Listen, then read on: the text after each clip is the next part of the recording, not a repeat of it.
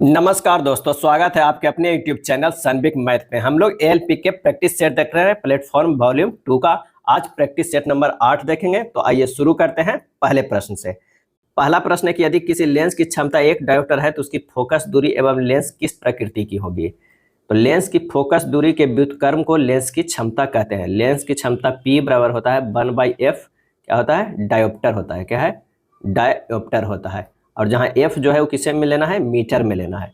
f बराबर हो जाएगा 1/p, 1 क्या हो जाएगा, p का जगह पर 1 रखिए, यहाँ पर 1 आ गया और ये कितने में आ गया, मीटर में आ गया। अब 1 मीटर तो आ गया। उसके बाद लेंस कैसा है ये कह रहा है। तो यहाँ जो है f जो है ये धनात्मक है। क्या है, धनात्मक है। तो लेंस जो होगा वो क्या होगा, ये होगा उत्तल। क्या होगा, उत्तल लेंस होगा, उत्तल लेंस होगा। और अगर मान लिया कि फोकस दूरी ऋणात्मक आता तो वो अवतल लेंस होगा। तो आंसर हो जाएगा ऑप्शन बी, 1 मीटर और उत्तल लेंस होगा। अगला है प्रकाश संश्लेषण में पर्णहरित की भूमिका है। पर्णहरित की भूमिका है, सही आंसर हो जाएगा बी, प्रकाश का अवशोषण करना। प्रकाश संश्लेषण की आवश्यक है कार्बन डाइऑक्साइड, पानी, क्लोरोफिल और सूर्य का प्रकाश।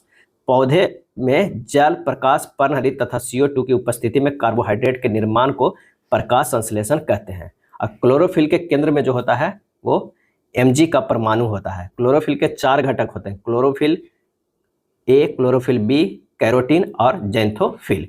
क्लोरोफिल जो होता है प्रकाश में बैंगनी, नीला तथा लाल रंग को ग्रहण करता है। प्रकाश संश्लेषण की दर पूछा जाता है कि किस रंग में सबसे ज्यादा होता है। तो लाल रंग में जो होता है सबसे अधिक होता है और बैंगनी रंग के प्रकाश में सबसे कम होता है। बैंगनी में जो है, बैंगनी में सबसे कम होता है, लाल में जो है सबसे ज्यादा होता है प्रकाश संश्लेषण। ये भी कई बार प्रश्न पूछा गया है। अगला प्रश्न है कि श्यानता का गुण निम्न में से किसमें पाया जाता है। श्यानता का गुण, और इसका सही जवाब हो जाएगा द्रव एवं गैस दोनों में पाया जाता है। किसी द्रव या गैस की 2 क्रमागत परतों के बीच उनकी अपेक्षिक गति का विरोध करने वाले घर्षण बल को श्यान बल कहते हैं, विस्कस फोर्स कहते हैं। द्रवों में श्यानता अणुओं के मध्य लगने वाले सहसंजक बलों के कारण होता है और गैसों में श्यानता इनकी एक परत में दूसरी परत में अणुओं के स्थानांतरण के कारण उत्पन्न होती है। गैसों में श्यानता द्रवों की तुलना में जो है बहुत कम होती है, यानी जो श्यानता है वो द्रव में ज्यादा होता है, गैस में कम होता है। लेकिन ठोस में श्यानता जो है वो नहीं होता है। प्याजों के छिलके उतारने पर आंसू आते हैं क्योंकि प्याज निष्कासित करते हैं, और इसका सही आंसर हो जाएगा बी, सल्फेनिक अम्ल। क्या है, सल्फेनिक अम्ल। ये एंजाइम प्याज के अमीनो अम्ल को सल्फेनिक अम्ल में बदल देता है और साथ में सल्फेनिक अम्ल साइन प्रोपेथिलियस एस ऑक्साइड में बदल देता है। प्याज को काटते समय इसमें उपस्थित लैक्राइमेट जो होता है वो फैक्टर सिंथेस नामक एंजाइम निकालता है। क्या है, फैक्टर सिंथेस नामक एंजाइम निकालता है और यही एंजाइम प्याज के अमीनो अम्ल को सल्फेनिक अम्ल में बदल देता है। नेक्स्ट है, निम्नलिखित में से कौन सा गुण जो है वो संयोजकता के साथ बदल जाता है। कौन सा गुण जो है वो संयोजकता के साथ बदल देता है, और इसका सही आंसर जो हो जाएगा ऑप्शन सी, तुल्यांकी भार। क्या है, इक्विवेलेंट वेट। तुल्यांकी भार संयोजकता के साथ जो है वो बदल जाता है। किसी तत्व का तुल्यांकी भार उसके यौगिक की संरचना पर निर्भर करता है। कुछ तत्वों की संयोजकता भिन्न भिन्न यौगिकों के लिए भिन्न भिन्न होती है, इसी कारण उनके तुल्यांकी भार भी भिन्न भिन्न होते हैं। नेक्स्ट प्रश्न है, निम्नलिखित श्रृंखला में प्रश्न चिन्ह के स्थान पर कौन सी संख्या आ सकती है। तो 4 है, 17 है, 13 है, 22 है, प्रश्नवाचक चिन्ह है, 49 है और 67 है। यहाँ पर देख रहे हैं 4 से 7 गया है, +3 है, 7 से +6 गया है और ये क्या है, +9 है। अब क्या होगा, +12 होना चाहिए। तो 22 और 12 कितना हो जाएगा, 34 हो जाएगा। 34 से क्या है, +15 क्या हो रहा है, 49 हो रहा है और ये +18, यानी सब में जो है वो 3-3 का इंक्रीमेंट हो रहा है। कितने का, 3-3 का इंक्रीमेंट हो रहा है। तो आंसर जो हमारा आ जाएगा कौन सा, 34, सी हो जाएगा। नीचे दर्शाए गए अनुसार एक कागज को मोड़कर काटा जाता है, खोलने पर यह कैसा दिखाई देगा। जब इसे खोलिएगा यहाँ पर से पहले क्या करना है, इसको इस तरह लिखना है, यानी इस साइड बनेगा, इस तरह बनेगा और ये इस तरह होगा। तो ये हमारा बनेगा। उसके बाद खोलना किस तरह, इस तरह खोलना है, यानी इस ओर खोलना है। तो जब ये खोलिएगा तो ये दोनों तरफ होगा। ये वाला जो है वो भाग क्या ऊपर चला जाएगा, ये ऊपर चला जाएगा और ये यहाँ पर आएगा और ये यहाँ पर आएगा। तो आंसर जो हमारा बन के आएगा वो 7 के ए बनेगा। 8वां जो है वो दर्पण प्रतिबिंब है। अगर दर्पण में देखेंगे तो हमारा जो बनेगा इस तरह का ए बनेगा, इस तरह का ये बनेगा और अगर देखा जाए तो इस तरह का ये जी बनेगा। तो हमारा जो आंसर आ जाएगा वो डी हो जाएगा। क्या हो जाएगा? डी हो जाएगा। नीचे दी गई आकृति में कितने त्रिभुज है? इस आकृति में जो देखना है वो कितने त्रिभुज है। यहाँ पर 1 2 3 4 5 6 7, एगो ये बड़ा वाला है मतलब जिसमें 2 है वो होगा 8 होगा। तो आंसर जो हमारा आ जा रहा है कौन सा होगा? 8 त्रिभुज होगा। अगला प्रश्न है, विकल्पों में दी गई उस आकृति को पहचानिए जिसे प्रश्न चिन्ह के स्थान पर रखने पर श्रृंखला तार्किक रूप से जो है वो पूरी हो जाएगी। यहाँ पर देखिए इसके ये नजदीक है और ये डंबल जो है ऊपर है। ये पहला को तीसरा से देखिए, ये अगर पहला मानते हैं इसको दूसरा, ये तीसरा और ये चौथा, ये पांचवा। पहला को तीसरा देखिए डंबल ऊपर ही है और ये जो ट्रायंगल है एक बार घूमता है और आ जा रहा है कहाँ? इसी के नज़दीक। ये जो है ये नज़दीक है, यहाँ भी ये नज़दीक है। उसके बाद अगर अगला में घूमेगा तो ऑप्शन में देखते हैं तो ये नज़दीक है और डंबल जो है ऊपर है। अगर मान लिया कि दूसरा और चौथा को देखते हैं तो दूसरा और चौथा को देखते हैं, ये अगर एक बार घूमेगा तो डंबल जो है यहाँ ये आना चाहिए और डंबल ये नीचे ही रहना चाहिए। तो देखिए ये दूसरा चौथा है, सिमिलर है दूसरा चौथा, पहला और तीसरा सिमिलर है। तो अगला जो सिमिलर होगा वो क्या होगा? तीसरा और पांचवा जो है से आएगा, तो हमारा सी आ जाएगा। अंग्रेजी वर्णमाला क्रम के आधार पर दी गई श्रृंखला में प्रश्न चिन्ह के स्थान पर क्या आना चाहिए, हमें ये देखना होगा। तो अगर एम से जो है क्यू गया है, एम से क्यू गया है +4 है, क्यू से यू गया है +4 है, यू से बाई गया है +4 है। अब बाई से +4 होगा तो ये होगा सी। क्या होगा? सी होगा। उसी तरह अगर एक्स से सी गया है, एक्स से सी गया है तो +5 है, सी से एच गया ये भी +5 है, एस से एम गया ये भी +5 है, एम से +5 जाएगा तो क्या होगा? आर होगा। क्या होगा? आर, सी आर हो जाएगा। उसी तरह यू से ए गया है +6 है, ए से जी गया है +6 और जी से एम गया है +6, तो एम से जो है वो जाएगा +6 तो एस होगा। यानी हमारे पास सी आर एस आएगा, जो ऑप्शन किस में है? ए में है। क्या है? ऑप्शन जो है ए में है। अगला प्रश्न है कि मोहन बागान एथलेटिक क्लब किस शहर में स्थित है? मोहन बागान एथलेटिक क्लब, और इसका सही आंसर जो हो जाएगा वो डी कोलकाता में है। मोहन बागान जो है एथलेटिक क्लब फुटबॉल की स्थापना कब हुआ था? तो यह स्थापना हुआ था 15 अगस्त 1889 ईस्वी को हुआ था। 1889 ईस्वी को हुआ था। और भारत का सबसे पुराना फुटबॉल कप जो है वो कब है? फुटबॉल कप की अगर बात किया जाए तो वो कौन सा कप है? तो वो है डूरंड कप। क्या है? Durand cup, Durand cup. और ये शुरू हुआ था 1888 ईस्वी से। इसे भारत का राष्ट्रीय क्लब कहा जाता है। इसे एशिया के सबसे पुराने फुटबॉल क्लब होने का भी गौरव प्राप्त है। किसे? मोहन बागान का। मोहन बागान को 29 जुलाई 2019 को क्लब ऑफ पायनियर्स में शामिल किया गया था, जो दुनिया भर के सबसे पुराने मौजूदा फुटबॉल क्लबों का एक जो है वो नेटवर्क है। मोहन बागान फुटबॉल टीम ने 5 बार नेशनल लीग, आई लीग और 14 बार जो है वो फेडरेशन कप जीत चुका है। अगला है, भारत के संबंधों में निम्नलिखित में से कौन सा कथन जो है वो गलत है? तो भारत पूर्णतः दक्षिणी गोलार्ध में स्थित है, ये जो है कथन गलत है। भारत अक्षांशीय और देशांतीय दृष्टि से क्रमशः उत्तरी गोलार्ध और पूर्वी गोलार्ध में स्थित है। अगर ग्लोब पे माप पे देखते हैं तो इस तरह में यहाँ पर जो है वो भारत स्थित है। क्या है? यहाँ पर है, यानी उत्तरी गोलार्ध और पूर्वी गोलार्ध में स्थित है। ग्लोब के बीच से चारों ओर खींचा गया वृत्त पृथ्वी के 2 बराबर हिस्सों जो है में विभाजित करता है, जिसे गोलार्ध कहा जाता है। और भारत के उत्तरी बिंदु इंदिरा कौल है, जो 37.6 डिग्री उत्तरी अक्षांश है, जो लद्दाख में क्या है? स्थित है। और दक्षिणतम बिंदु जो है वो कन्याकुमारी या केप केमोरिन कहा जाता है, 8.4 डिग्री उत्तरी अक्षांश में है, जो तमिलनाडु राज्य में स्थित है। और भारत का मुख्य भाग जो है 8 डिग्री 4 मिनट और 37 डिग्री 6 मिनट उत्तरी अक्षांश से 68 डिग्री 7 मिनट और 97 डिग्री 25 मिनट पूर्वी देशांतर के बीच फैला हुआ है, जो सही है। भारतीय मानक समय ग्रीनविच माध्य समय से 5.5 घंटा आगे है, ये भी सही है। भारत पूरा में बंगाल की खाड़ी, पश्चिम में अरब सागर और दक्षिण में हिंद महासागर से घिरा हुआ है, ये भी सही है। इसका सही जो है आंसर हो जाएगा वो कौन सा हो जाएगा? ए हो जाएगा। क्या है? ए हो जाएगा। अगला प्रश्न है कि 1989 में किस समिति ने स्थानीय शासन को संवैधानिक मान्यता प्रदान करने का प्रस्ताव रखा था? 1989 में, और इसका सही आंसर हो जाएगा सी, पीके थुंगन समिति। 1989 में पीके थुंगन समिति ने स्थानीय शासन को संवैधानिक मान्यता प्रदान करने का प्रस्ताव रखा था। संसद की सलाहकार समिति की एक उप समिति पीके थुंगन की अध्यक्षता में राजनीतिक और प्रशासनिक ढांचे की जांच करने के उद्देश्य से गठित की गई थी। इसने पंचायती राज व्यवस्था को मजबूत बनाने के लिए सुझाव दिया था। सर्वप्रथम एल.एम. सिंघवी समिति ने 1986 में पंचायती राज संस्था को संवैधानिक जो है दर्जा देने की सिफारिश की थी। कौन थे? एल.एम. सिंघवी ने कब किया था? तो 1986 में। 1989 में पीके थुंगन समिति ने। अगला है, एक कुंड के अंदर 60 लीटर प्रति मिनट की दर से पानी गिर रहा है। यदि कुंड का आयतन 108 मीटर क्यूब है तो ज्ञात कीजिए कि इस कुंड को भरने में कितने घंटे लगेंगे। तो 1 मीटर क्यूब बराबर होता है कितना, 1000 लीटर होता है। 108 मीटर क्यूब बराबर होगा 108 पर 2 शून्य लीटर हो जाएगा। तो कुंड को भरने में लगा समय, कुंड को भरने में लगा समय जो होगा वो कितना होगा, 108,000 लीटर बटा 60 मिनट हो जाएगा। क्या है, 60 मिनट हो जाता है। तो ये हो जाएगा 108,000 कितना हो, 108,000 बटा 60 गुना 60 से घंटा में बदल देंगे तो ये हो जाएगा 30 घंटा। क्या है, 30 घंटा, क्योंकि जो ऑप्शन है वो घंटा में दिया हुआ तो ये हो जाएगा 30 घंटा। अगला है, यदि आपके पास 3 हरा त्रिज्यखंड, एक नीला त्रिज्यखंड और एक लाल त्रिज्यखंड वाला एक घूमने वाला पहिया है तो एक हरा त्रिज्यखंड प्राप्त करने की प्रायिकता क्या है।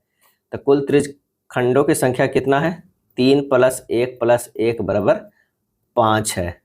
तो एक हरा कह रहा है, एक हरा त्रिज्यखंड, त्रिज्यखंड की प्रायिकता क्या है, प्रायिकता यानी प्रोबेबिलिटी क्या है, तो हो जाएगा कि हरा कितना है, 3 है, तो 3 अब बटा टोटल कितना है, 5 है, यानी 3/5 हो जाएगा। आंसर जो हमारा हो जाएगा वो ए हो जाएगा। नेक्स्ट है, ऐसी कितनी 2 अंकीय संख्याएं हैं जो 8 से विभाज्य है। बताना है कि ऐसी कितनी 2 अंकीय संख्याएं हैं जो 8 से विभाज्य है। तो 8 से विभाज्यता का अंकीय का कुल संख्या जो है वो कितना है, 2 अंक वाला है, तो वो 11 है। कौन कौन है, तो जैसे 16 है, 24 है, क्योंकि 8 तो विभाजित है तो 8 2 अंक की संख्या नहीं है। 16, 24, 32, 40, 48, क्या है, 56, 64, 72, 80, 88 और 96 है, यानी टोटल कितने हैं, तो वो है 11। आंसर जो हमारा हो जाएगा वो ए हो जाएगा। स्मूदी की एक रेसिपी में फल और दही का अनुपात जो है 5:2 है तथा दही और शहद का अनुपात 3:1 है। रेसिपी में फल और शहद का अनुपात कितनी है। यानी जो रेसिपी कह रहा है वो कितना है, फल और दही का जो है वह 5:2 है, और उसके बाद कह रहा है कि दही और शहद का अनुपात कितना है, तो 3:1 है। जब इसे कर देंगे तो यहाँ पर हो जाएगा क्या है, 2 हो जाएगा, यहाँ 3 हो जाएगा, ये 15 है, ये 6 है, ये 2 है। पूछ क्या रहा है कि रेसिपी में फल और शहद का, यानी 15/2 हो जाएगा। क्या है, 15/2 यानी 15:2। आंसर जो हमारा हो जाएगा कौन सा, ए हो जाएगा। 2 अभाज्य संख्याओं x और y है। x जो है वो लेस देन y का लघुत्तम समवर्ग जो है वो 145 है। तो 10x - 10y का जो है मान क्या होगा। तो 2 अभाज्य संख्या है कौन कौन, x और y। क्या है, x और y, तथा x लेस देन y है, और x y का लसा जो है, x y का लसा कितना दिया हुआ है, 145। तो x गुना y बराबर जो है होना चाहिए 5 गुना 29। क्या है, 5 गुना 29, यानी x बराबर 5 हो गया और y बराबर हो जाएगा क्या है, ये हो जाएगा 29 हो जाएगा। तो 10x - y बराबर क्या हो जाएगा, 10 गुना 5 - 29, ये हो जाएगा आंसर क्या है, 21। क्या है, 21। आंसर जो हमारा आ जाएगा वो ए हो जाएगा। यहाँ बस x गुना y को 5 गुना 29 करना है, जो कि ये भी अभाज्य हो ये भी पाए, यानी 2 अभाज्य संख्या का गुणनखंड जो है 145 के बराबर लाना था। बस इतना ही हमें करना था। तो हो गया x बराबर 5, अब y बराबर 29, इन दोनों को करेंगे तो 145 आ जाएगा, फिर मान रख देंगे, हमारा आंसर आ जाएगा 21 आ जाएगा। अगला प्रश्न है कि तीव्र गतिमान धनावेशित कण कभी कभी अंतरिक्ष से पृथ्वी की ओर आते हैं, पृथ्वी के चुंबकीय क्षेत्र के कारण ये कण विक्षेपित हो जाएंगे। इसका सही आंसर जो हो जाएगा वो हो जाएगा सी, पूरब की ओर हो जाएंगे। तीव्र गतिमान धनावेशित कण कभी कभी अंतरिक्ष से पृथ्वी की ओर आते हैं, पृथ्वी के चुंबकीय क्षेत्र के कारण ये कण पूरब की ओर जो है वो विक्षेपित हो जाएंगे। धनावेशित कण की दिशा अगर साउथ और नॉर्थ की बात किया जाए तो उस पर बल जो लगेगा F = Q × V × B लगेगा। तो दाएं हाथ का जो नियम क्या है कि F = Q × V × B जो है वो पूर्व की ओर लगेगा। किधर लगेगा, पूर्व की ओर लगेगा। अगला प्रश्न है कि निम्न में से कौन सा कथन गलत है। बताना है कि इनमें से कौन सा कथन है जो गलत है। वस्तु का भार ध्रुवों पर न्यूनतम और विषुवत रेखा पर अधिकतम होता है, तो ये गलत है। वस्तु की अधिक ऊंचाई पर ले जाने पर उसका भार कम हो जाता है, ये सही है। वस्तु का भार ध्रुवों पर अधिकतम और विषुवत रेखा पर न्यूनतम होता है, ये सही है। पृथ्वी के केंद्र पर वस्तु का भार जो है वो शून्य होता है, ये भी सही है। तो आंसर जो हमारा हो जाएगा वो ए हो जाएगा। क्या है? ए हो जाएगा। सूची 1 और सूची 2 को सुमेलित करना है। तो लाइसोसोम क्या करता है? तो कोशिका के अपशिष्ट निपटान प्रणाली करेगा, यानी हो जाएगा ये 4। माइटोकॉन्ड्रिया की बात करें तो ऊर्जा उत्पादन स्थल है। क्या है? ऊर्जा उत्पादन स्थल है। गोल्जी उपकरण की अगर हम बात करते हैं तो पुटिकाओं में उत्पादों का भंडारण, सुधार एवं पैकेजिंग करता है। अंतर्द्रव्य जलिका की बात करें तो कोशिका के विभिन्न खंडों में पदार्थों का संवहन करता है। आंसर हो जाएगा सी, 4 1 2 3। यौगिक CH3 CH CH2 CH2 Cl और एक CH3 लगा है, तो IUPAC नाम क्या होगा? इसका जो अगर नामकरण की बात करें कौन सा, तो IUPAC नाम क्या होगा? तो ये हो जाएगा एक क्लोरो, यहाँ से 1 2 3 3 क्या हो जाएगा? 3 मेथिल ब्यूटेन हो जाएगा। क्या है? ब्यूटेन हो जाएगा। यहाँ पर 1 2 3 और यहाँ पर 4 का होता है, 1 क्लोरो 3 मेथिल ब्यूटेन हो जाएगा। आंसर जो हमारा हो जाएगा 23 का वो हो जाएगा ए हो जाएगा। तो क्या हो जाएगा? ए होगा। कुछ और इसे देख लीजिए कि एल्केन का सामान्य सूत्र क्या होता है। एल्केन के सामान्य सूत्र कई बार ये पूछा जाता है, तो ये होता है CnH2n+2 होता है। अगर बात किया जाए एल्कीन का सामान्य सूत्र तो CnH2n होता है। और एल्काइन की बात किया जाए, एल्काइन का सामान्य सूत्र तो CnH2n-2 होता है। क्या होता है? 2 होता है। नेक्स्ट प्रश्न है कि लिंग गुणसूत्र X एवं Y की खोज किसने की थी? और इसका सही जवाब हो जाएगा स्टीवेंसन एवं विल्सन। किसने? स्टीवेंसन एवं विल्सन ने खोज किया था। गुणसूत्र का प्रतिपादन जो है वो बाल्टेयर ने किया था। क्या है? बाल्डेयर ने किया था। होम मिस्टर ने सर्वप्रथम ट्रेडेस्केनेसिया की पराग जो है मृत कोशिका में गुणसूत्र की खोज की। सटल एवं बाबेरी ने सर्वप्रथम गुणसूत्र की भौतिक संरचना एवं इनके द्वारा आनुवांशिक लक्षणों को परागकण के बारे में बताया। और मनुष्य में 23 जोड़ी गुणसूत्र होते हैं। 22 जोड़ी जो होता है, 22 जोड़ी वो दैहिक गुणसूत्र है। क्या है? दैहिक गुणसूत्र है, जिसे क्या कहा जाता है? ऑटोसोम्स। क्या है? ऑटोसोम्स। और एक जोड़ी जो है XX एवं कौन सा? XY, ये लिंग गुणसूत्र है। क्या है? लिंग गुणसूत्र है। और जिसको कहा जाता है, क्या कहा जाता है? एलोसोम्स। क्या है? एलोसोम्स। ये दोनों जो है वो काफी इंपॉर्टेंट है, ऑटोसोम्स और एलोसोम्स। नेक्स्ट है कथन एवं निष्कर्ष के प्रश्न। कह रहा है कि सभी जो है चुंबक ध्रुव है। सभी जो ये क्या हो गया? ये चुंबक हो गया। सभी चुंबक जो है ये ध्रुव है, ये होगा ध्रुव है। उसके बाद बोल रहा है कि सभी ध्रुव जो है वो क्या है?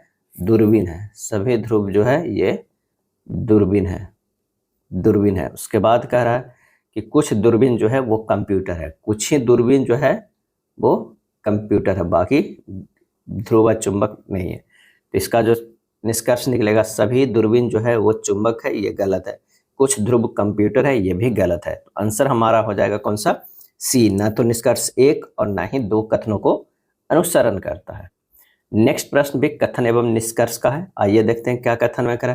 कुछ चिप्स आलू है। अगर मान लिया कि कुछ चिप्स है आलू है, तो ये आलू हो जाएगा। और ये जो हो जाएगा कुछ चिप्स जो है वो आलू है, तो ये होगा चिप्स होगा।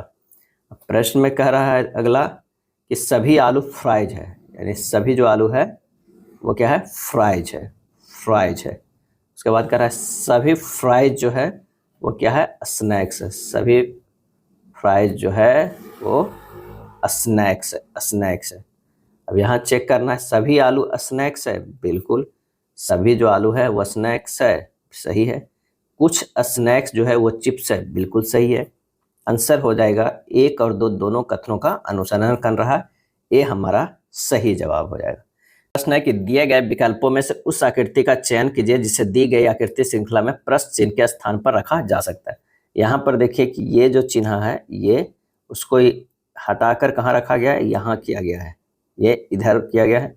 और उसके बाद फिर अगला ये हट जाएगा और ये देखिए यहाँ किया गया, मतलब ये भरा गया, और ये वाला को फिर क्या किया, यहाँ किया गया। अब क्या है कि ये हट जाएगा और कहाँ पर आ जाएगा, ये यहाँ पर है। ये जो फिगर बनता जा रहा है लेकिन एक तरफ से हटता जा रहा है।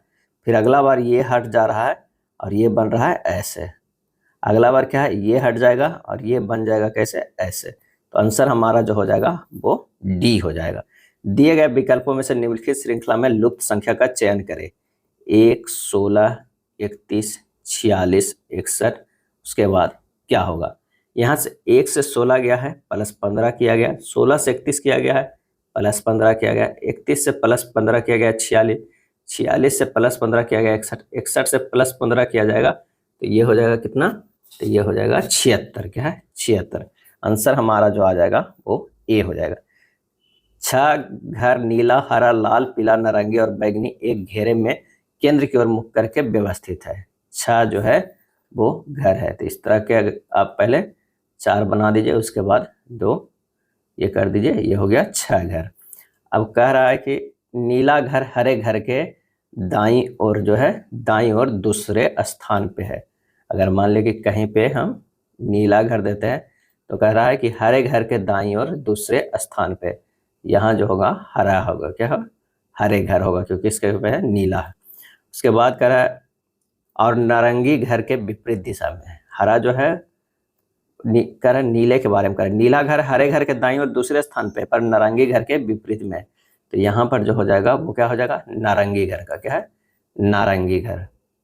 पीला घर लाल घर और नारंगी घर के ठीक बीच में है। पीला घर जो है वो क्या है, लाल घर और नारंगी घर के ठीक बीच में। तो यहाँ पर जो हो जाएगा लाल घर और यहाँ पर जो हो जाएगा कौन सा, पीला घर, क्या है, पीला घर।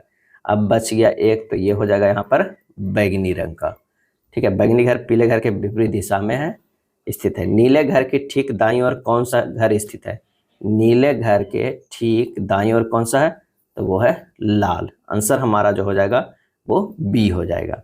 एक लड़की की तस्वीर की ओर इशारा करते हुए राखी ने कहा एक लड़की की तस्वीर की इशारा करते हुए, वह मेरे पति, कोई है मतलब राखी, वह मेरे पति की पत्नी कौन हो जाएगा, राखी हो जाएगा, पति की पत्नी की बेटी है, यानी ये जो हो जाएगा ये बेटी हो जाएगा, यानी राखी का खुद की बेटी हो जाएगा। कह रहा है लड़की का राखी से क्या संबंध है, राखी से संबंध देख रहा है, यहाँ देखिएगा ध्यान से, लड़की का राखी से क्या संबंध है, तो वो हो जाएगा बेटी हो जाएगा। हम माँ भी है, कहीं अगर मान लें कि लड़की से देख लिए तो राखी माँ बन जाएगी, लेकिन राखी देख रही है लड़की को तो क्या हो जाएगी, बेटी हो जाएगी। तो आंसर जो हमारा होगा 30 का ए होगा। आप लड़की का राखी से, तो ये से देखिएगा किससे कह रहा है, तो राखी से कह रहा है, तो वो होगा बेटी। स्वतंत्रता के बाद भारतीय संसद ने सामाजिक और आर्थिक नीति के उद्देश्य के रूप में समाज के खाली स्थान स्वरूप को स्वीकार किया है, और इसका जो सही आंसर हो जाएगा वो हो जाएगा समाजवादी। क्या है, समाजवादी। स्वतंत्रता के बाद भारतीय संसद ने सामाजिक और आर्थिक नीति के उद्देश्य के रूप में समाज के सामाजिक स्वरूप को स्वीकार किया है, क्योंकि समाजवादी शब्द भारतीय संविधान की प्रस्तावना में 42वें संविधान संशोधन अधिनियम 1976 के द्वारा ये जोड़ा गया था। और समाजवाद अंग्रेजी और फ्रांसीसी शब्द सोशलिज्म का हिंदी जो है वो रूपांतरण है। समाजवाद एक आर्थिक सामाजिक जो है वो दर्शन है। जनरल डायर ने किस वर्ष में मार्शल लॉ के दौरान कमान संभाली थी, और इसका आंसर हो जाएगा डी 1919 ईस्वी में। जनरल डायर ने 10 अप्रैल 1919 को मार्शल लॉ लागू किया था, जिसमें कहा गया कि वे 2 से अधिक लोग समूह बनाकर एक स्थान पर नहीं मिल सकते हैं। और 13 अप्रैल 1919 को अमृतसर में जलियांवाला बाग हत्याकांड हुआ, जिसमें हजारों लोग मारे गए थे। जलियांवाला बाग हत्याकांड के समय पंजाब का लेफ्टिनेंट गवर्नर जो था सर माइकल ओ डायर था। ध्यान रखिएगा, माइकल ओ डायर था, क्या था, माइकल ओ डायर था, पंजाब का लेफ्टिनेंट गवर्नर था। मार्शल लॉ के अंतर्गत भारत के किसी क्षेत्र में यदि सैन्य अधिनियम लागू है तो संसद की यह शक्ति है कि वह मूल अधिकारों पर प्रतिबंध लगा सकता है। अगला है, लोकसभा की बैठक बुलाने के लिए सदस्यों की न्यूनतम संख्या यानी कोरम कितनी होनी चाहिए, न्यूनतम संख्या कितनी होनी चाहिए। और इसका सही आंसर हो जाएगा संसद के सदस्यों की कुल संख्या की 1/10 होनी चाहिए। भारतीय संविधान के अनुच्छेद 100 में कोरम के लिए न्यूनतम संख्या का निर्धारण किया गया है। कोरम का गणपूर्ति सदस्यों की न्यूनतम संख्या है जिनकी उपस्थिति के सदन का कार्य जो है वो संपादित होता है। अब कोरम प्रत्येक सदन में पीठासीन अधिकारी समेत कुल सदस्यों की संख्या जो है वो 1/10 होनी चाहिए, यानी 10वां हिस्सा होना चाहिए। अब कोरम के लिए लोकसभा में कम से कम 55 सदस्य एवं राज्यसभा में कम से कम 25 सदस्य जो है वो होने चाहिए। यदि सदन के संचालन के समय कोरम पूरा नहीं होता है तो कोई वैध कार्य नहीं हो सकता है। इस स्थिति में अध्यक्ष या सभापति सदन को स्थगित कर देते हैं, क्या कर देता है। अगला है, रोहित समान दूरियों की 4 यात्राएं करता है। पहली यात्रा में उसकी चाल जो है वो 400 किलोमीटर पर घंटे थी और प्रत्येक अगली यात्रा में उसकी चाल पिछली यात्रा की चाल से आधी थी। इन 4 यात्राओं में रोहित की औसत चाल कितनी हो जाएगी? यानी कह रहे हैं माना कि समान 4 दूरियां हैं, वो कितना है 100 किलोमीटर है। तो 100 किलोमीटर है तो औसत चाल की बात करते हैं। औसत चाल जो हो जाएगा वो कितनी हो जाएगा? ये हो जाएगा 100 प्लस 100 प्लस 100, क्योंकि 4 आती है, प्लस 100 हो जाएगा। और ये हो जाएगा कितना 100/400। उसके बाद आधी हो जाती है 100/200, फिर उसके बाद आधी हो जाती है 100/100। अगला जो हो जाएगा चौथा बार में यात्रा में, तो ये भी आधी हो जाएगा 100 का, तो ये हो जाएगा 50 हो जाएगा। यानी हमारे पास आ जाएगा 400 अब बटा 1/4 प्लस 1/2 प्लस 1 प्लस 2, यानी हो जाएगा 400 गुना 4 ऊपर और नीचे आ जाएगा 1 प्लस 2 प्लस क्या हो जाएगा 4 प्लस 8, यानी हो जाएगा 1600 बटा 8 4 12 2 14 1 15, यानी 320/3 किलोमीटर पर घंटा। आंसर हो जाएगा ऑप्शन बी। 17,000 को 22% की वार्षिक दर पर 1 वर्ष के लिए चक्रवृद्धि ब्याज जो है चक्रवृद्धि ब्याज पर ऋण पर दिए जाते हैं। यदि ब्याज अर्धवार्षिक रूप से संयोजित होता हो तो कितना अधिक ब्याज प्राप्त होगा? कितना अधिक ब्याज प्राप्त होगा? अर्धवार्षिक है, क्या है अर्धवार्षिक है, तो 22%/2 यानी 11 हो जाएगा। और समय जो है वो 1 वर्ष अर्ध माने छमाही लगेगा, तो 2 हो जाएगा, ये छमाही 2 छमाही हो जाएगा। 11% को जो है क्रमागत छूट वाला से नियम लगा देंगे, 11 प्लस 11 प्लस 11 गुना 11/100, यानी 22 प्लस 1.21 23.21% है।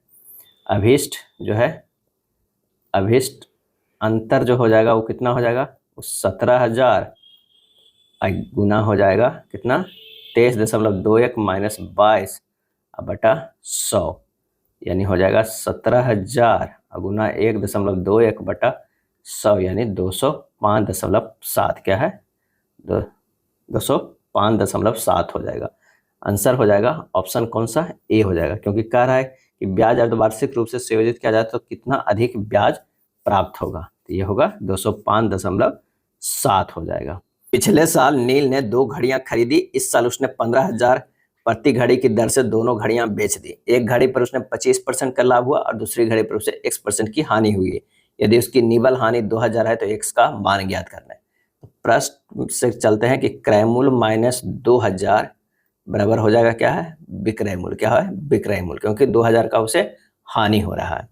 तो यहाँ पर हो जाएगा क्रय मूल्य कितना 15,000 बटा 125 गुना 100, क्योंकि ये 25% लाभ पर बेचा है, प्लस हो जाएगा 15,000 बटा 100 माइनस x गुना 100। उसके बाद इसमें अगर माइनस 2,000 करेंगे तो ये हमारा कितना में हो जाएगा 15,000 प्लस 15,000, क्योंकि विक्रय मूल्य तो हमारे पास इतने हैं 15,000 प्लस 15,000, और अगर 2,000 जो है वो क्या है वो हानि है। बस इसे हमें सोल्व करना, ये हो जाएगा 12,000 प्लस 15,000 बटा 100 माइनस क्या है x गुना 100 बराबर क्या हो जाएगा 15 15 30,000, अब माइनस जो 2,000 है वो इस पर चल जाएगा, तो ये हो जाएगा 32,000, क्या है 32,000। तो ये हो जाएगा, फिर ये जो हमारे पास 12,000 आया है वो चला जाएगा इधर, तो ये हो जाएगा 15,000 बटा 100 माइनस x गुना 100 बराबर हो जाएगा 20,000, क्या है 20,000। ये हो जाएगा 20,000 20,000 इंटू 100 माइनस एक्स बराबर 15,000 गुना 100, यानी 100 माइनस एक्स बराबर 75, एक्स बराबर हो जाएगा 100 माइनस 75 बराबर क्या होगा 25 होगा। आंसर जो हमारा हो जाएगा वो ए हो जाएगा। नेक्स्ट प्रश्न है कि एक शर्ट का मूल्य 1200 अंकित किया जाता है और इस पर 15% की छूट दी जाती है, शर्ट का विक्रय मूल्य क्या हो जाएगा? तो सीधे जो है 1200 के शर्ट है 85% पे समझिए बेच रहा है, क्योंकि 15% छूट है, तो 1200 गुना 85/100 कर दीजिए, ये आ जाएगा 1020 रुपये। तो आंसर जो हमारा हो जाएगा वो बी हो जाएगा। नेक्स्ट है उस शंकु का कुल पृष्ठीय क्षेत्रफल कितना है जिसकी त्रिज्या 15 सेंटीमीटर और ऊंचाई जो है वो 8 सेंटीमीटर है। तो शंकु की त्रिज्या 15, ऊंचाई 8 सेंटीमीटर है, तो तिर्यक जो है ऊंचाई बराबर हो जाएगा √15 के स्क्वायर प्लस 8 के स्क्वायर, यानी √289 यानी 17 सेंटीमीटर। और शंकु का कुल पृष्ठीय क्षेत्रफल क्या होता है? Pi r into r plus l होता है, यानी 22/7 गुना 15 प्लस 17 होता है। जब इसे सोल्व करेंगे तो ये हो जाएगा 1508.57 सेंटीमीटर स्क्वायर हो जाएगा। आंसर कौन सा हो जाएगा? बी हो जाएगा। कॉर्क पानी में क्यों तैरती रहती है जबकि लोहे की कील डूब जाती है? और इसका सही आंसर हो जाएगा बी, उनके घनत्व के अंतर के कारण। कॉर्क एवं लोहे की कील के घनत्व में अंतर के कारण लोहे की कील डूब जाती है और कॉर्क तैरता है। कॉर्क का जो घनत्व होता है वो कितना होता है? तो वो होता है 0.235 जी पर सीसी होता है। पानी का घनत्व 1 जी पर सीसी से होता है और लोहे का घनत्व जो होता है 7.65 ग्राम पर सीसी होता है। जब वस्तु का भार उसके द्वारा हटाए गए जल या द्रव के भार से अधिक होगा तो वस्तु जो है वो क्या हो जाएगा? डूब जाएगा। क्या है? डूब जाएगा। उत्प्लावकता के सिद्धांत का जो प्रतिपादन इटली के वैज्ञानिक आर्किमिडीज ने किया था। चलिए अगले प्रश्न पे चलते हैं। जब स्प्रिंग बैलेंस भूमध्य रेखा पर 100 डिवीजनों की रीडिंग दिखाता है तो ध्रुवों पर ले जाया जाता है, तो उस वस्तु की रीडिंग जो है वो क्या होगा? तब माना कि कमानीदार तुला की रीडिंग क्रमशः जो है WP एवं क्या है WE ध्रुव एवं विषुवत रेखा का ये है, तो WE/WP बराबर होगा MGE/MGP हो जाएगा, यानी WP बराबर जो होगा WE गुना ये होगा MGP/MGE, MM कट जाएगा, क्या होगा GP/GE होगा। तो यहाँ पर हो जाएगा WE गुना GP/GE। WE जो दिया हुआ है वो 100 दिया हुआ है और GP/GE का जो है रेशियो दिया हुआ है 1.01, यानी हो जाएगा 101 न्यूटन। क्या है? 101 न्यूटन। आंसर जो हो जाएगा वो बी हो जाएगा। नेक्स्ट प्रश्न है कि एंटीबायोटिक शब्द किसने दिया था? एंटीबायोटिक सही जवाब हो जाएगा ए, बॉक्समैन ने। क्या है? बॉक्समैन ने दिया था। सेलमैन बॉक्समैन ने दिया था एंटीबायोटिक नाम। बॉक्समैन द्वारा एंटीबायोटिक शब्द प्राकृतिक रूप में पाए जाने वाले सूक्ष्म जीवों से प्राप्त पदार्थ का वर्णन करने और उच्च जो है कमजोर पड़ने पर रोगाणुरोधी गतिविधि रखने के लिए किया गया था। 1943 में अमेरिकी सूक्ष्म जीव वैज्ञानिक सेलमैन बॉक्समैन ने मिट्टी के बैक्टीरिया से दवा स्ट्रेप्टोमाइसिन जो है वो बनाया था। एंटीबायोटिक जो है जीवाणुओं के विरुद्ध कार्य करता है। प्रथम एंटीबायोटिक पेनिसिलिन की खोज 1928 ईस्वी में अलेक्जेंडर फ्लेमिंग ने किया था। सार्वत्रिक गुरुत्वाकर्षण जी का मान क्या होता है? तो जी का मान होता है 6.67 गुना 10 के पावर -11 न्यूटन होता है, या न्यूटन पर मीटर स्क्वायर kg स्क्वायर होता है। और जी का जो डायमेंशन फार्मूला होता है वो कितना होता है? m-1 LQ-T-2 होता है। m-1 LQ-T- होता है 2 होता है। ये दोनों वैल्यू तो बस याद कर लीजिए, जब भी पूछा जाए आराम से जल्द ही टिक कर दीजिए। आंसर हो जाएगा वो हो जाएगा सी। जी के मान कणों की प्रकृति व आकार पर निर्भर नहीं करता है, यह साथ ही कणों के मध्य उपस्थित माध्यम से भी स्वतंत्र रहता है। गुरुत्वाकर्षण बल सदैव जो है वो आकर्षण प्रकृति का होता है। नेक्स्ट है न्यूट्रॉन, प्रोटॉन, इलेक्ट्रॉन और अल्फा कण समान गति ऊर्जाओं के साथ चल रहे हैं। कणों को उनके वेगों के बढ़ते हुए क्रम में किस प्रकार विन्यासित कर सकते हैं? और इसका आंसर हो जाएगा अल्फा कण। क्या है? अल्फा कण। उसके बाद न्यूट्रॉन, फिर प्रोटॉन, फिर जो होगा वो इलेक्ट्रॉन होगा। न्यूट्रॉन, प्रोटॉन, इलेक्ट्रॉन और अन्य अल्फा कणों को समान गति ऊर्जा के साथ चल रहे हैं। कणों को उनके वेगों को बढ़ते क्रम में है, तो अल्फा, उसके बाद न्यूट्रॉन, प्रोटॉन, उसके बाद जो होगा वो बढ़ते क्रम में क्या होगा, उसके बाद इलेक्ट्रॉन होगा। चलिए अगला प्रश्न है कि दिए गए विकल्पों में उस आकृति का चयन कीजिए जिसे दी गई आकृति श्रृंखला में प्रश्न चिन्ह के स्थान पर रखा जा सकता है। तो इसका जो सही आंसर हो जाएगा वो क्या हो जाएगा, एक यहाँ से ये चल जा रहा है, यहाँ प्लस जो है वो यहाँ आ रहा है, फिर यहाँ से प्लस यहाँ आ रहा है और ये यहाँ आ रहा है। पहले अगला वाला जो हमारा प्रश्न होगा उसका तो चिन्ह कहाँ होगा, यहाँ पर होना चाहिए। तो यहाँ पर कौन कौन है, एक ये है एक ये है, यानी डी और सी तो हमारे पास कैंसिल हो गया। प्लस एक यहाँ जाता है, यहाँ से कहाँ आ जाता है, यहाँ आता है, उसके बाद यहाँ जाता है, फिर ये यहाँ आता है, फिर अगला बार जो जाएगा वो कहाँ आएगा, यहाँ पर आएगा इस ओर। तो आंसर हमारा कौन सा हो जाएगा, 44 के ए होगा। क्या है, ए होगा। यदि एक दर्पण को रेखा ए बी पर रखा जाए तो विकल्प आकृतियों में से कौन सी आकृति प्रश्न आकृति का सही प्रतिबिंब होगी, और इसका सही आंसर हो जाएगा वो होगा ए होगा। नीचे दिए गए निर्णय और दो कथन दिया है, जानकारी ध्यानपूर्वक पढ़कर सही विकल्प चुने। निर्णय में कह रहा है कि राज्य सरकार ने गांवों में रहने वाले सभी अशिक्षित महिलाओं को बुनियादी शिक्षा प्रदान करने के लिए निःशुल्क शिक्षा कार्यक्रम शुरू करने का निर्णय लिया है। तो चलिए कथन में कह रहा है कि अन्य राज्यों में इसी तरह के कार्यक्रमों के परिणाम स्वरूप मात्र 2 वर्षों में 63% अधिक महिलाओं को रोजगार मिला है। दूसरा, उक्त राज्य की कुछ महिलाओं के वर्तमान में 5 वर्ष से कम उम्र के बच्चे हैं, जिसके कारण उनके पास ज़्यादा खाली समय नहीं बचता।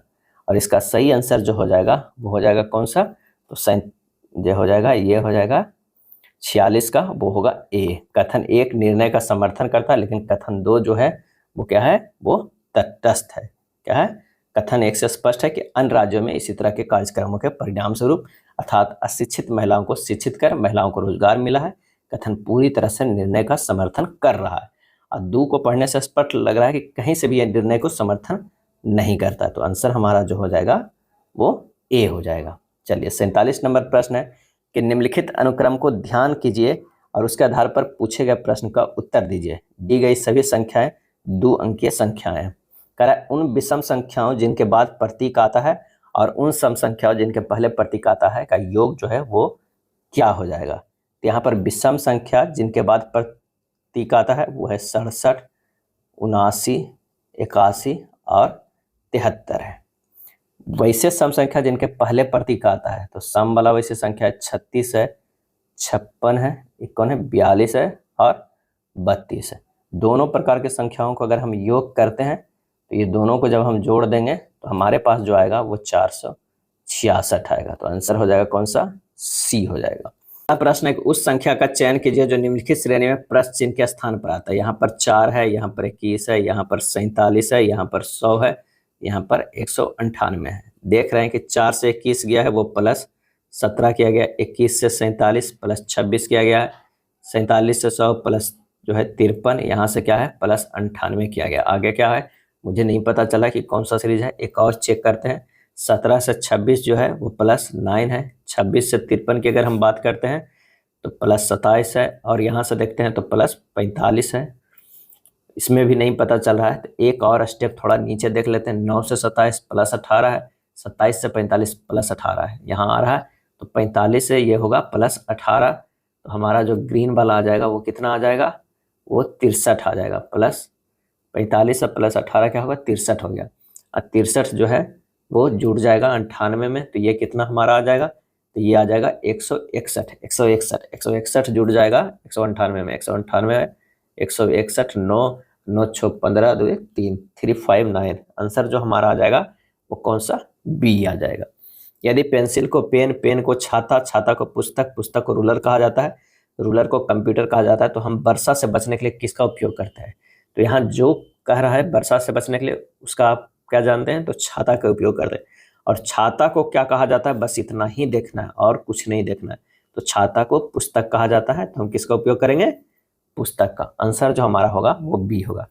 अगस्त 2024 तक भारत में कुल कितने रामसर स्थल है, और इसका सही आंसर हो जाएगा डी 50 है। 14 अगस्त 2024 को 3 नए रामसर स्थल की घोषणा की गई। 3 नए रामसर स्थल थे वो नजरायन पक्षी अभ्यारण्य तमिलनाडु, काजनेली पक्षी अभ्यारण्य तमिलनाडु और तवा जलाशय जो है वो मध्य प्रदेश में। 2 फरवरी को प्रत्येक वर्ष जो है विश्व आर्द्रभूमि दिवस मनाया जाता है। भारत में रामसर स्थलों के रूप में घोषित आर्द्रभूमि की संख्या कितनी हो गई, वो हो गई 85। मानव निर्मित जलाशय नागी और नकटी बिहार के जमुई जिले के झाझा वन क्षेत्र में स्थित है, जिसे हाल फिलहाल जो है वो आर्द्रभूमि की सूची में रखा गया है। अगला है, किसे पेरिस पैरालंपिक 2024 के समापन समारोह में भारतीय ध्वजवाहक के रूप में नियुक्त किया गया था? और इसका सही आंसर हो जाएगा बी, हरविंदर सिंह और प्रीति पाल को जो है वो नियुक्त किया गया था। नवदीप सिंह ने पुरुषों की भाला फेंक में F41 फाइनल स्पर्धा में स्वर्ण पदक जीता है। नेक्स्ट है, पाई आरेख किसी कंपनी के ABCD और E के 5 विभागों में जो है वो कार्यरत कर्मचारियों के वितरण को दर्शाता है। कर्मचारी की कुल संख्या जो है वो क्या है, 9000 है।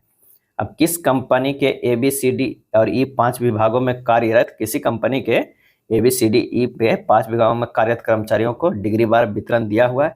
यदि विभाग A में कार्यरत कर्मचारियों की संख्या X है तो विभाग C और E में कार्यरत कर्मचारियों की कुल संख्या Y है, तो y माइनस 2x का मान जो हमें क्या हो जाएगा? तो ए में कार्यरत जो है कर्मचारियों की संख्या जो है x है, कितना हो जाएगा 9000 गुना 64.2 डिग्री अब बटा 360 डिग्री। जब ये करेंगे तो ये आ जाएगा 1605 हो जाएगा। सी और ई में कार्यरत कर्मचारियों की संख्या क्या होगा, इसे बाई माने हैं, तो ये हो जाएगा 9000 गुना 72 प्लस 93 बटा 360, कैलकुलेट कीजिएगा 4125 आएगा। अब निकालना क्या है, बाई माइनस 2x यानी 4125 माइनस 2x, 16 दूनी 3210, क्या है 3210, ये हो जाएगा 915। आंसर जो हमारा हो जाएगा डी हो जाएगा। अगला प्रश्न है कि 18 पुरुष किसी कार्य को 14 दिनों में पूरा कर सकते हैं। 3 महिलाएं 2 पुरुषों के बराबर कार्य कर सकती है। 5 पुरुष और 6 महिलाएं कार्य शुरू करते हैं और 4 दिन कार्य करते हैं। इसके बाद समूह में 3 और पुरुष शामिल होते हैं। कार्य कुल कितने दिनों में पूरा होगा? तो सबसे पहले तो हमें निकालना है कि पुरुष और महिलाओं की क्या है क्षमता। तो 2m बराबर हो जाएगा कि क्या है 3 वुमेन हो जाएगा। m अनुपात जो है w कितना हो गया 3:2 का, ये क्या हो गया क्षमता आ गया। अब क्या है सब पुरुषों में कन्वर्ट करके हमें बनाना होगा। तो 18 जो है वो मैन कितने दिनों में कर रहा है, 14 दिनों में कर रहा है। तो यहाँ हो गया 5 मैन प्लस 6 वुमेन जो है वो 4 दिन में करता है, प्लस जो हो जाएगा 5 मैन प्लस 3 जो है 5 प्लस 3 मैन अब प्लस 6 वुमेन, क्या है 6 वुमेन जो होगा वो कितने दिनों में करेगा, x दिनों में। तो यहाँ पर से कर क्या है, इसके बाद कर रहा है 3 और पुरुष शामिल होते हैं। तो पहले तो क्या है 5 पुरुष थे, तो 3 पुरुष और शामिल किए, 8 पुरुष हो गए और 6 जो है महिला कार्य करेंगे x दिन तक। तो वो कितने दिनों में पूरा होगा, तो वो x मान ले।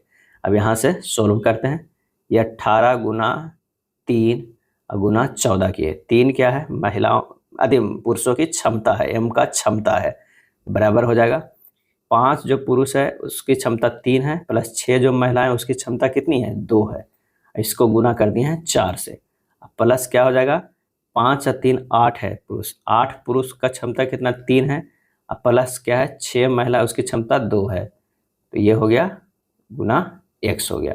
बस इसे सोल्व करते हैं, यह आ जाएगा 756 बराबर 108 प्लस 36x आ जाएगा।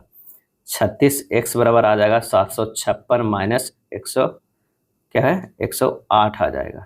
x बराबर जो हमारा आज मान हो जाएगा 648 बटा 36 यानी 18 दिन और लगेंगे।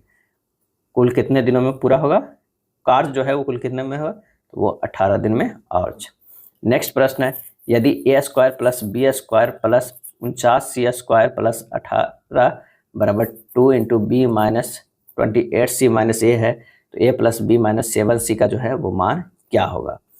प्रश्न में कह रहा है कि a square plus B square plus 49c square plus 18 बराबर 2b minus 56c minus 2a है। अब इसे और सिंपल करेंगे तो a square plus 1 plus 2a, अब प्लस ये हो जाएगा B square plus 1 minus 2b plus हो जाएगा 7c के square plus 4 square plus 56c हो जाएगा, क्या है 56c हो जाएगा, बराबर क्या है 0 है। सबको जो है एक तरफ ले आए हैं, यहाँ पर इसे करेंगे तो a प्लस 1 के whole square plus b minus 1 के whole square plus 7c minus 4 के होल स्क्वायर इक्वल टू 0 हो गया। यानी e जो हो गया ये कितना है, ये 7c हो गया, क्योंकि ये देखिए 7c square minus 4 square plus 56c, 7c plus 4 के स्क्वायर हो गया, और ये हो गया b-1 के होल स्क्वायर, ये a+1 के होल स्क्वायर।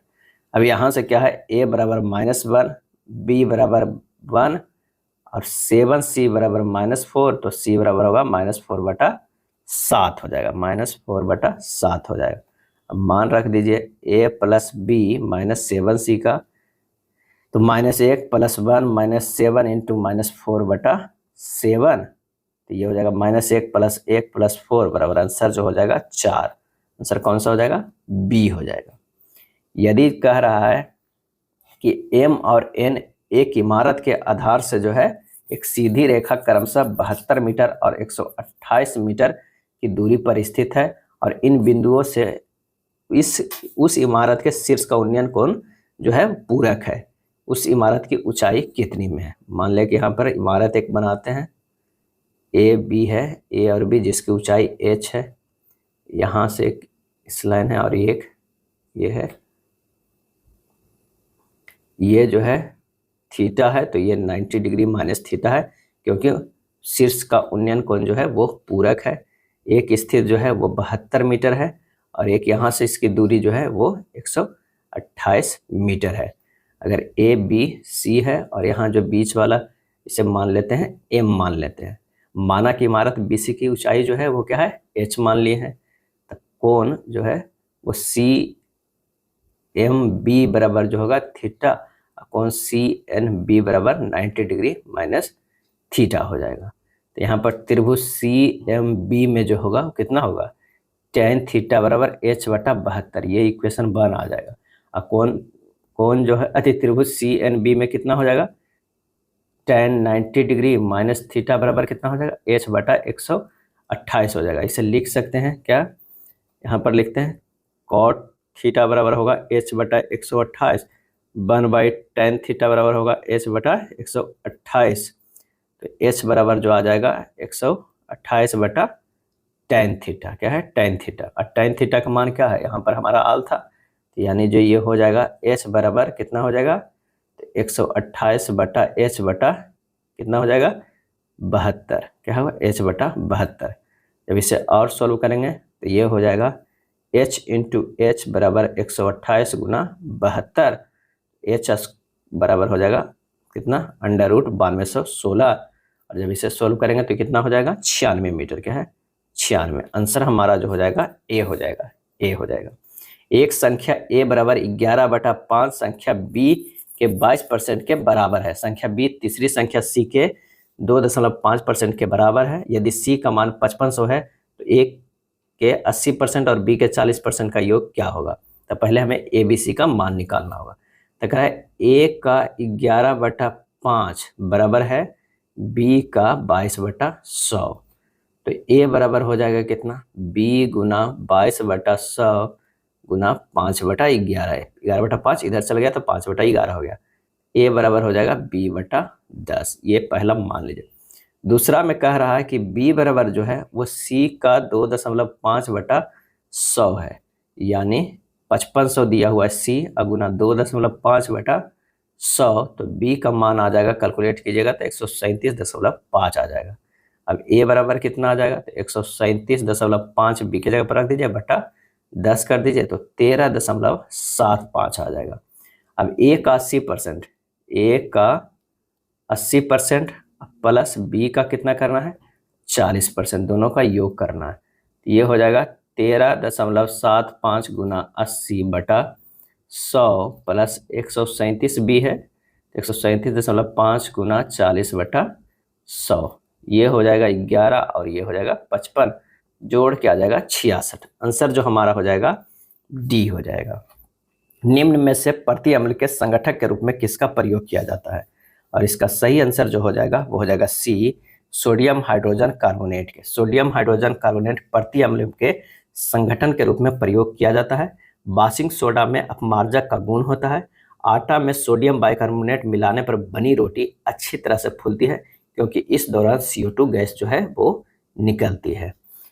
लाल रक्त कण में जीवन काल निम्न में से कितने दिनों का होता है, लाल रक्त कण का, और इसका सही आंसर जो हो जाएगा वो 20 से 120 दिन तक होता है। आंसर जो हमारा हो जाएगा वो क्या होता है, सी होता है। RBC का निर्माण जो है बोन मैरो यानी अस्थि मज्जा में होता है। आरबीसी की मृत्यु पलिया में होती है, इसलिए पलिया को आरबीसी का जो है कब्रगाह भी कहा जाता है।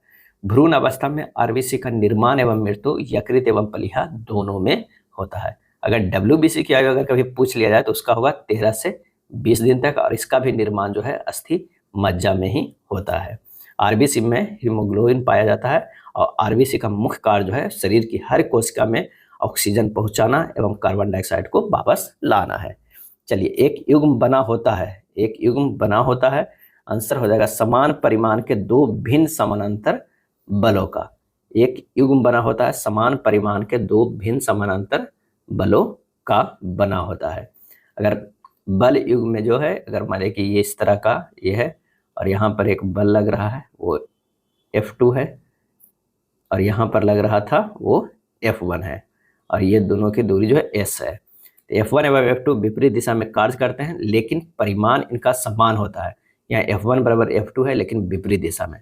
तो स्क्रू ड्राइवर के सिर पर एक विद्युत जो है द्विध्रुव में, नल में, गाड़ी के स्टीयरिंग में, ये सब जो बल युग्म कार्य करते हैं।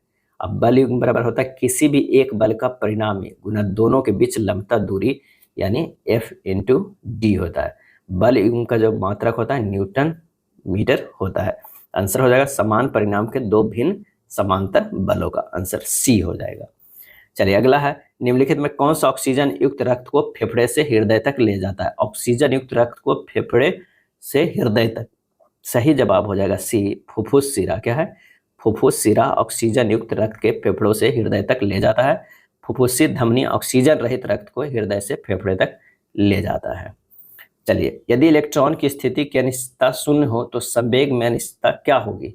सही आंसर हो जाएगी D, अनंत होगी। क्या होगी? अनंत होगी। हाइजेनबर्ग के अनुसार किसी कण की स्थिति एवं संवेग को एक साथ मापना जो है वो क्या है? असंभव है। क्या? असंभव है।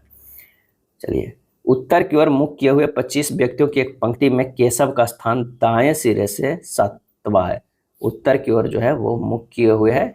अब कह रहा है तो ये हो जाएगा बायां, ये हो जाएगा दायां। दाएं सिरे से 7वें स्थान पे, ये है 7वें स्थान पे, यानी 6 इधर है, तथा तेजा केशव के बाईं ओर 5वें स्थान पे है। ये यहाँ पर जो है ये 7वें स्थान पे कौन है? वो केशव है, और तेजा केशव के बाईं ओर है। केशव के बाईं ओर है 5वें स्थान पे, 5वें स्थान पे, यानी 1 2 3 4 लोग और है, फिर 5वें स्थान पे। तो पंक्ति में बाएं सिरे से तेजा का स्थान कौन सा होगा? यहाँ पर जो है वो तेजा है। तो यहाँ पर 6 1 7 1 8 1 9 1 10 11 12 स्थान तो इधर हो गया। अब 25 गो टोटल है ये है, तो इधर जो लोग होगा वो क्या होगा? 13 लोग होगा। 13 12 जो होता है 25 होता है, तो स्थान जो है वो 14वें स्थान पे आएगा। आंसर जो हो जाएगा कौन सा? तो बी हो जाएगा। 62 का जो आंसर आ रहा है वो बी आ रहा है। दिए गए विकल्पों में से असंगत को चुने। क्या है? असंगत को चुने। तो इसका जो सही आंसर हो जाएगा वो ए हो जाएगा, 489 हो जाएगा, क्योंकि सबको यहाँ 5 से डिविजेबल हो रहा है, लेकिन 489 5 से डिविजेबल नहीं हो रहा है। दिए गए विकल्पों में से असंगत को चुनना है। इनमें से असंगत कौन सा है? तो 64 के बी जो है वो असंगत है। सबका जो है यहाँ कोना रंगा हुआ है, लेकिन यहाँ वाला जो है वो सामने वाला पॉइंट रंगा हुआ है। क्या है? सामने वाला पॉइंट रखा हुआ है। तो आंसर हो जाएगा कौन सा? बी हो जाएगा। क्या है? बी। दिए गए आकृति में कितने वर्ग है? दिए गए आकृति में कितने वर्ग है? तो इसका सही जवाब जो हो जाएगा वो 15 हो जाएगा। कितना? 15 हो जाएगा। अगर इस तरह का चित्र बना हुआ हो तो इसमें जो होता है 1 2 3 4 5, कितना होता है? 5 वर्ग है, और वो टोटल कितना बना हुआ है? एक अंदर है, ये दूसरा है, और ये जो है वो तीसरा है। तो 5 गुना 3 कितना हो गया? 15 हो गया। अगला प्रश्न है कि कौन सा शब्द नीचे दिए गए संबंध को सही तरीके से पूर्ण करेगा? क्रिकेट, गुल्ली, बिलियर्ड्स। और इसका सही आंसर जो हो जाएगा 66 का, वो कौन सा हो जाएगा? बी हो जाएगा, क्यू। क्या होगा? क्यू। जिस प्रकार क्रिकेट में गुल्ली का प्रयोग होता है, ठीक उसी प्रकार बिलियर्ड्स में क्यू का प्रयोग होता है। 67 नंबर प्रश्न देखिए कि विकल्पों में से असंगत कौन सा है? तो इसका आंसर जो हो जाएगा वो ए हो जाएगा। प्रत्येक विकल्प को अगर ध्यानपूर्वक देखते हैं तो पाते हैं कि ए को छोड़कर अन्य सभी आकृतियां में मुख्य पैटर्न है, जबकि विकल्प ए अन्य से अलग पैटर्न है। इसका जो आंसर होगा वो होगा ए। दी गई आकृति में कितने वर्ग है? इसमें जो है वो कितने वर्ग है? 1 2 3 यूनिट है। एक के 1 गुना 1 यूनिट वाले वर्गों की संख्या 1 है, 2 गुना 2 यूनिट के वर्गों की संख्या 4 है, और 3 गुना 3 यूनिट वर्गों की संख्या जो है वो 9 है। तो 9 4 13 1 14। आंसर जो हमारा हो जाएगा वो सी हो जाएगा। 22 मई 2024 को मनाए गए विश्व जैव विविधता दिवस 2024 की विषय क्या थी? और इसका आंसर जो हो जाएगा ए, योजना का हिसाब बने। क्या है? योजना का हिसाब बने, be part of the plan. पृथ्वी दिवस जो है वो 2024 का थीम था ग्रह बनाम प्लास्टिक। क्या है? ग्रह बनाम प्लास्टिक। और पृथ्वी दिवस प्रत्येक वर्ष जो कब मनाया जाता है? तो 22 अप्रैल को मनाया जाता है पृथ्वी दिवस। क्या है? पृथ्वी दिवस। अब 22 मई को विश्व जैव विविधता दिवस मनाया जाता है। जून 2024 में नाटो को महासचिव किसे नियुक्त किया गया? और इसका आंसर हो जाएगा बी, मार्क रूटे को। क्या है? मार्क रूटे को। 1 अक्टूबर 2024 को वर्तमान महासचिव जेंस स्टोलनबर्ग से कार्यभार ग्रहण करेंगे। वर्तमान में नाटो संगठन के 32 सदस्य हैं। स्वीडन नाटो संगठन का 32वां सदस्य है। और इसका जो गठन हुआ था नाटो के, हुआ था 1 अप्रैल 1949 ईस्वी के। मुख्यालय कहाँ है? तो ब्रुसेल्स में। क्या है? ब्रुसेल्स में। दिया गया बार ग्राफ लगातार 2 वर्षों का 2015 से 2016 के दौरान 6 डीलर जो है ABCDF में होने वाले कंप्यूटरों की बिक्री दिखाता है। ग्राफ का अध्ययन करें और उसके बाद दिए गए प्रश्न का उत्तर दीजिए। यहाँ जो है कि वर्ष 2015 के लिए डीलरों ABC को मिलाकर कुल बिक्री तथा वर्ष 2016 के डीलरों DEF का कुल मिलाकर बिक्री का अनुपात कितना होगा? तो ये हमें कर देना है 2015 में किसका? A plus B plus C की कुल बिक्री, और 2016 में D plus E plus F की बिक्री। ये हो जाएगा 200 प्लस 460 प्लस 390। अब बटा हो जाएगा कितना? 675 प्लस 725 प्लस 450। ये हो जाएगा 1050 बटा 1850 बराबर 21 बटा 37, यानी 21:37। 21:37 डी हो जाएगा। 8 क्रमागत विषम संख्याओं का औसत 28 है। सबसे छोटी और सबसे बड़ी संख्या का योग जो है वो कितनी है? 8 क्रमागत संख्या का जो है औसत 28 है। सबसे छोटी और सबसे बड़ी संख्या का योग कितना है? तो यहाँ पर इस तरह निकाल सकते हैं x - 7, x - 5, x - 3, x - 1। 8 क्रमागत संख्या जो होगा x माइनस ये हो जाएगा 1, और उसके बाद होगा x + 1, ये होगा x + 3, x + 5, और ये होगा x + 7। जहाँ x जो है वो क्या है? औसत है। सबसे छोटी संख्या जो होगा 28 - 7 बराबर 21 होगा। सबसे बड़ी संख्या 28 + 7 होगा 35 होगा। तो दोनों का योग जो होगा कितना होगा? 21 + 35, ये होगा 56। क्या होगा? 56। आंसर जो हमारा हो जाएगा वो कौन सा हो जाएगा?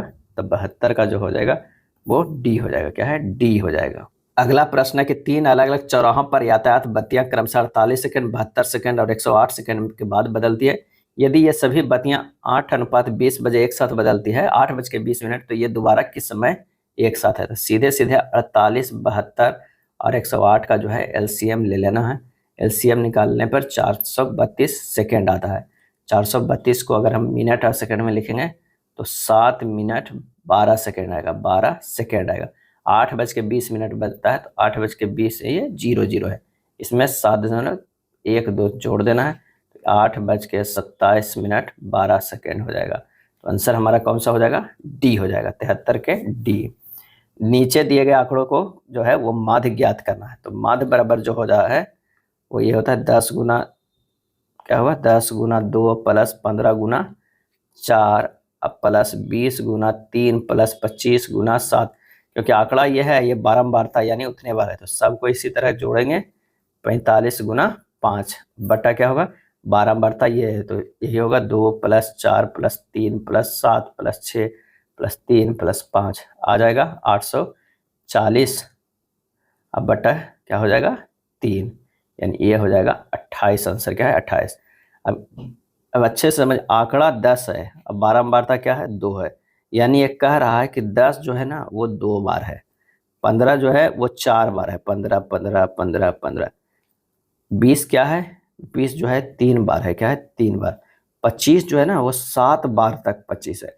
तो सबको जोड़ेंगे तो 10 प्लस 10 प्लस 15 प्लस 15 15 15 इस सब, तो सीधे इसको लिख दिए हैं 15 गुना 4 बार, तो 60 हो गया।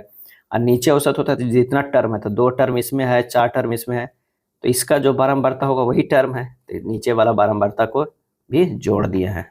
तो औसत करने के लिए हमें क्या करना होता है, इन दोनों को, यानी सिंपल सा समझिए कि आंकड़े गुना बारंबारता, क्या है, बारंबारता, हर एक बार ये करेंगे बटा क्या होगा, बारंबारता होगा। नेक्स्ट है, इनमें से किस समीकरण का मूल जो है वो -2 और 3 है। तो हम लोग फार्मूला जानते हैं, मूल दिया हुआ है अल्फा और क्या है, बीटा, अल्फा और बीटा दिया हुआ है। तो मूल जानते हैं x² minus alpha plus beta x plus alpha into beta equal to 0, यानी x² minus 2 plus 3x plus -2 into 3 equal to 0, x² minus x minus 6 बराबर 0। आंसर हमारा कौन सा हो जाएगा, ए हो जाएगा, क्या है, ए सही हो जाएगा। ये था आरआरबी एएलपी का प्रैक्टिस सेट नंबर 8। वीडियो अच्छा लगा तो लाइक एंड शेयर कर दीजिएगा। धन्यवाद।